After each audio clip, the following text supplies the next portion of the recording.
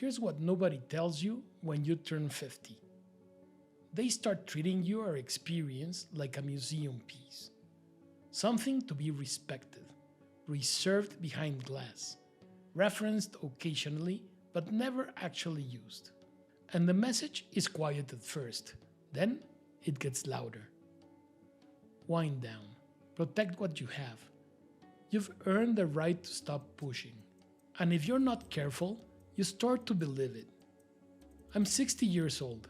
I've been building things for 35 years, and I'm not winding down. I want to talk about why. But first, I want to talk about something that doesn't get said enough. Because before we can talk about what's possible, we need to talk about what's standing in the way. And what's standing in the way isn't age. It isn't energy. It isn't capability. It's a story. A very well-funded, very widely distributed story. And once you see who's telling it and why, it becomes very hard to keep believing it. That message, the one telling you to slow down and protect what you have, it doesn't come from nowhere. It comes from somewhere very specific. And the people delivering it have a financial interest in you believing it. Start with the financial industry. The entire architecture of retirement planning is built on a single assumption, that at some point you stop producing and start drawing down. The products, the advice, the language, all of it is designed around that assumption. When you walk into a financial advisor's office at 55, the conversation is almost never about what you're still capable of building.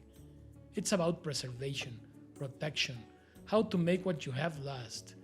That framing serves the advisor. It doesn't necessarily serve you. And I want to be fair here. There is nothing wrong with financial planning. There is nothing wrong with protecting what you've built. The problem is the assumption underneath it. The assumption that production is over, that the building phase has ended, that the only intelligent move now is defense. That assumption is so embedded in the industry that most advisors don't even recognize it as an assumption. It's just the shape of the conversation. Then there's the wellness industry. There's an entire market built around helping experienced people age gracefully. Gracefully is an interesting word. It means without resistance, without ambition, without the inconvenient insistence that you still have something to contribute. Accept the transition.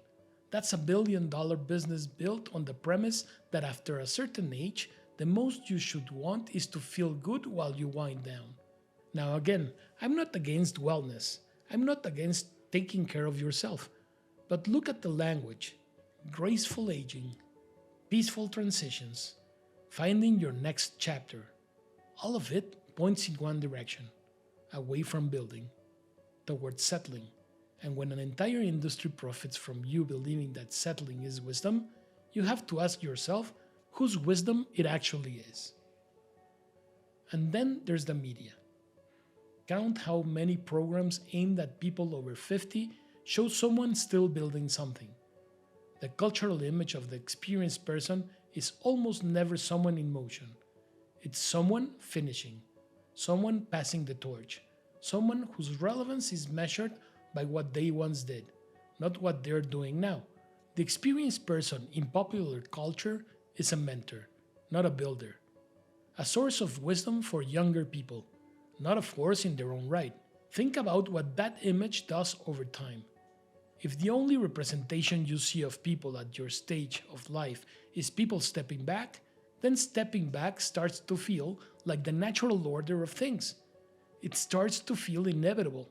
And inevitability is the most powerful force in human behavior.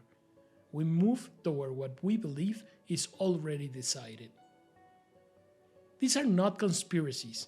These are markets. Markets respond to what people will buy. Enough people believed the story, so the story became the product.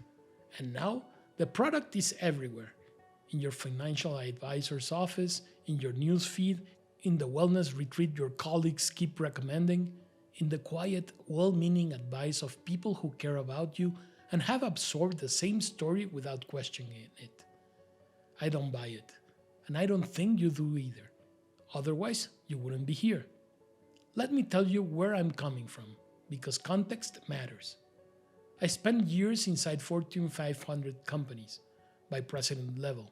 That kind of work teaches you how large systems operate, how organizations make decisions, and how much of your actual capability never makes into the organizational chart. I learned a lot in those years.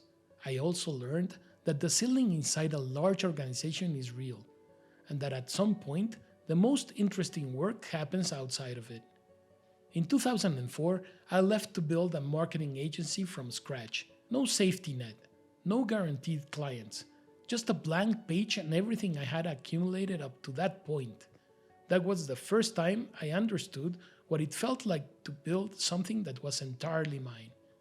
The risk was real, the uncertainty was real, and the satisfaction when it worked was unlike anything I had experienced inside a large organization. Because it was mine, because I had built it.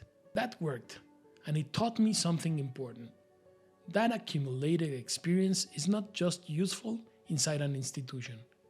It is actually more useful outside of one, because outside, you get to decide how it's applied. Then, I moved into luxury travel. I built a network, built a brand, built a publication with over 9,000 subscribers. And I want to say something specific about that last one, because it matters to what I'm going to talk about later. That publication is not just a newsletter, it's an asset. It works whether I'm at my desk or not. It generates authority, relationships, and opportunities without me trading hours for it every time. It was one of the first things I built specifically to separate my time from my income. And once you build something like that, you start to see the whole game differently. You stop thinking about what you can do and start thinking about what you can build. Those are two very different questions. And the second one is where the real leverage is. I'm still building, right now. This channel is part of it. Not because I have to. I'm building because I still have something to build. Because 35 years across multiple industries and multiple disciplines hasn't been fully expressed yet.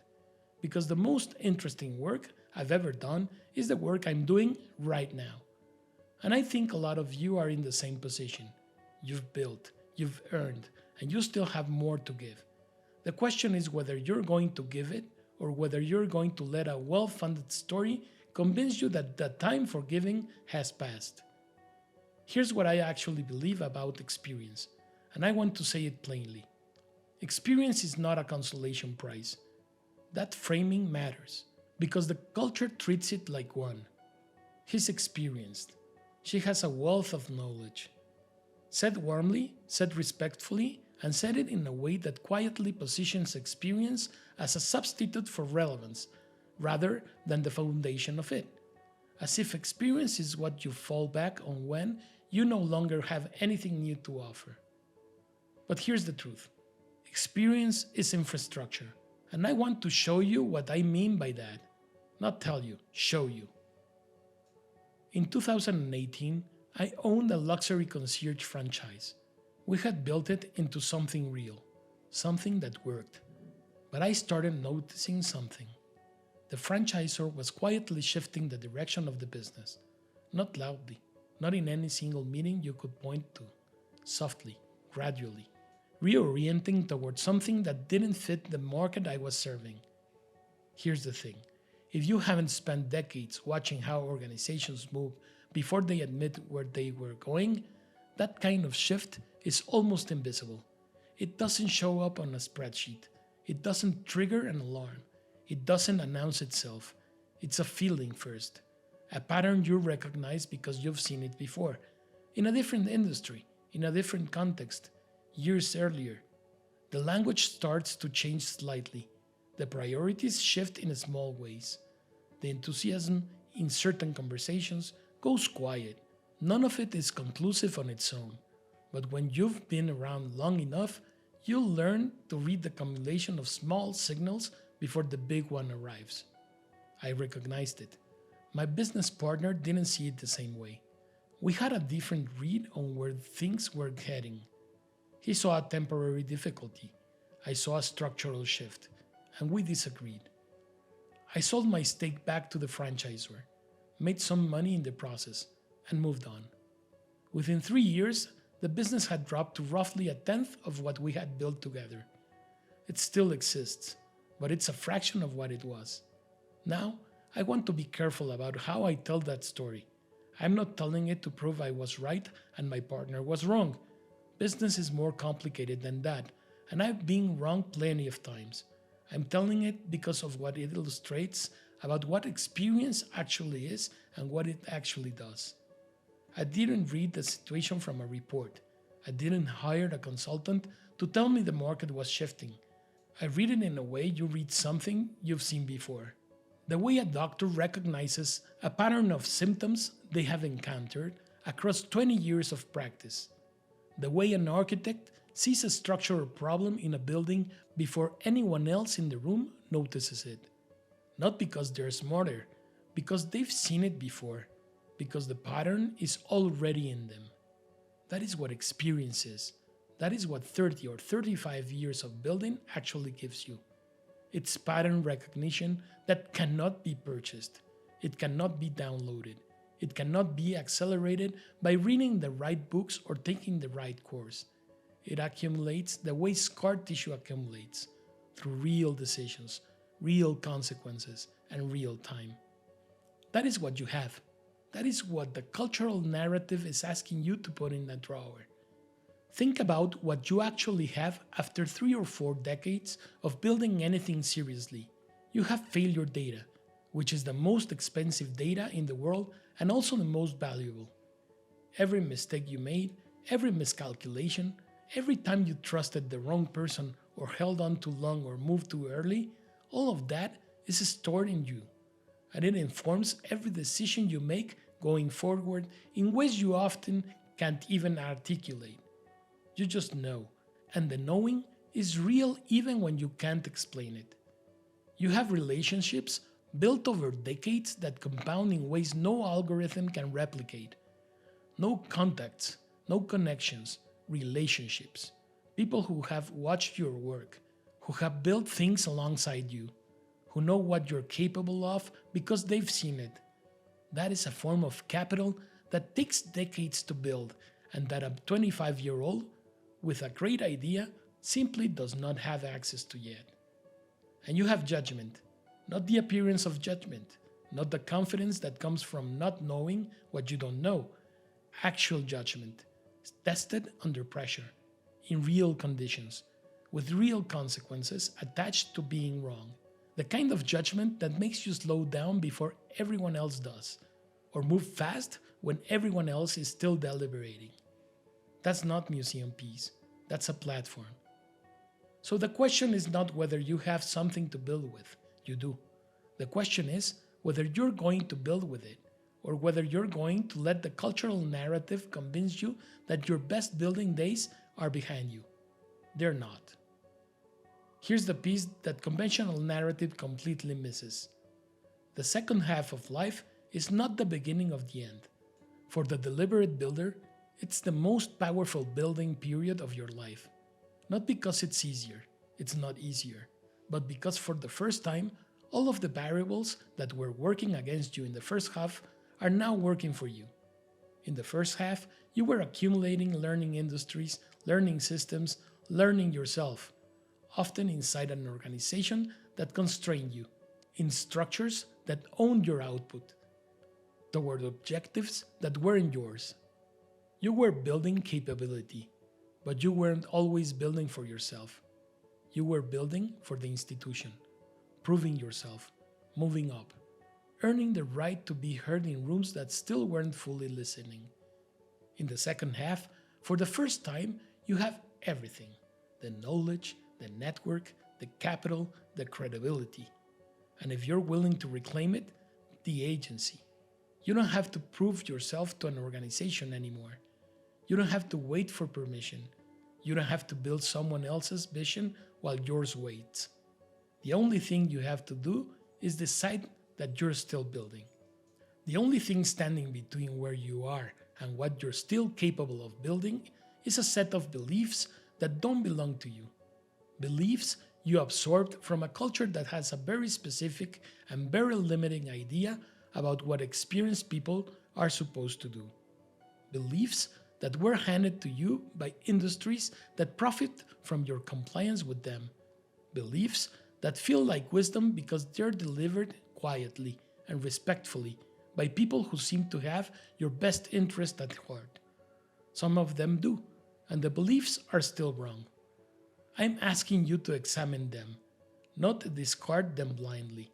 Examine them. Hold them up against what you actually know about yourself and what you're actually capable of. And if they don't hold up, put them down. Now, let me give you the framework I use to think about all of this. I call it the M.U.S.T philosophy. 4 components: mission, unlearn, systems, and table. I'll give you the shape of it here because it's the architecture underneath everything I'll be talking about on this channel.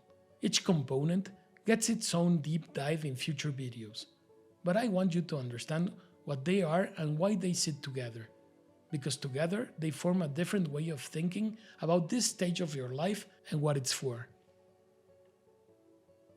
Mission is the work of getting clear on what you're actually building and why. Not a mission statement in the corporate sense. Something harder and more personal than that. Most experienced people I talk to have never actually answered this question for themselves outside of a job description or a business plan. They've been so busy executing other people's missions that they've never sat down and defined their own with any real precision. The M.U.S.T philosophy starts here because everything else depends on it. You cannot build a system around a mission you haven't defined. You cannot choose the right table if you don't know what you're building towards. Unlearn is exactly what it sounds like. After 30 or 35 years, you've accumulated not just knowledge and skills, but also constraints, mental models that were useful in a different context and are now walls. Ways of thinking about business, about risk, about what's possible, that made sense inside a large organization or in a different market and no longer apply. The capacity to identify and dismantle them isn't a soft skill, it's a strategic capability. And most people skip it entirely because it's uncomfortable and because nobody teaches it. They take their old mental models into new contexts and wonder why the results don't follow. System is the architecture of how you build. It's not tactics or a to-do list. It's the underlying structure that turns accumulated experience into compounding assets that work when you're not working. That newsletter I mentioned, the one that generates authority and relationships without requiring my time every day, that's a system. Without a system, you're always trading time for output. You're always the bottleneck. And at this stage of your life, being the bottleneck is a choice, not a necessity. You have enough accumulated knowledge and credibility to build things that work without you having to be present for every transaction. And the table is about where you sit, who you build with, the relationships and rooms and collaborations that determine the scale of what you can actually create. At this stage of your career, who you build with matters more than almost anything else. The wrong table costs you years. The right table compresses what would otherwise take a decade into something much shorter. Most people leave this to chance. The M.U.S.T philosophy treats it as a decision. 4 components, 1 philosophy, built for people who are not done building. Everything on this channel comes back to these 4 things. Every conversation, every framework, every example I share traces back to one of these. Because in my experience, when a builder at this stage of life is stuck, it's almost always one of these 4 things. Either they are not clear on what they're building, or they are carrying a constraint they haven't examined, or they're working without a system, or they're sitting at the wrong table. That's what we're here to work on. If you've been told directly or indirectly that your best years are behind you, I want you to sit with one question. By whose measure? Because by mine, The most capable builders I know are the ones who have been building the longest, not in spite of what they've been through, because of it. Every year of experience, every failure, every pivot, every hard decision made under pressure, it's all still in them. And for the ones who refuse to stop, it's all still being used. That's who this channel is for. If this is the conversation you've been looking for, subscribe. And if you want the thinking behind what I'm building here delivered directly to you every week, join the newsletter. The link is below. That's where this work lives between videos.